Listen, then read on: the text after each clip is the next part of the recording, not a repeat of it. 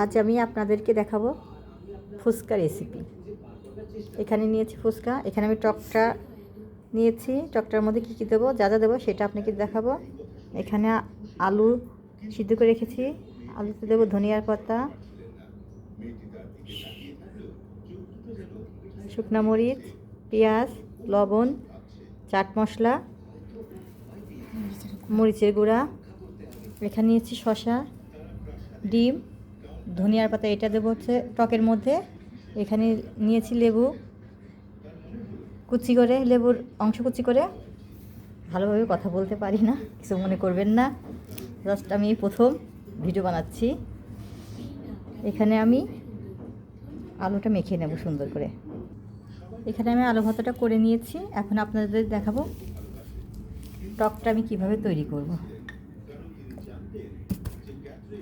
প্রথমে এখানে আমি চিনি দেব,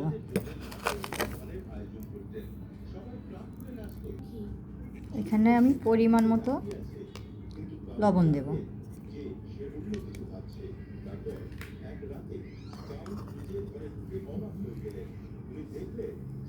জিরার গুঁড়া, ভাজা জিরার গুঁড়া, ভাজা ধনিয়ার গুঁড়া,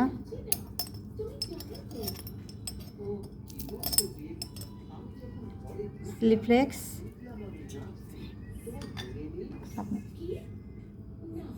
লেবুর সবুজ অংশ কুচনো,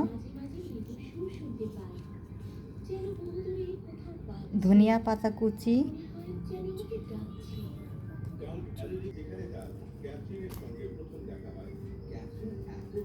একটু চাট মশলা দিয়ে এটা আমি সুন্দর করে গুলিয়ে নেব।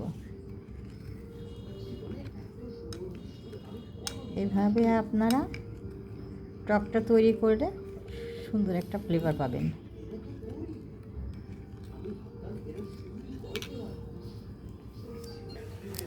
এইভাবে ফুচকাটা ভেঙে এতে আলু ভর্তা, শসা কুচি, ডিম,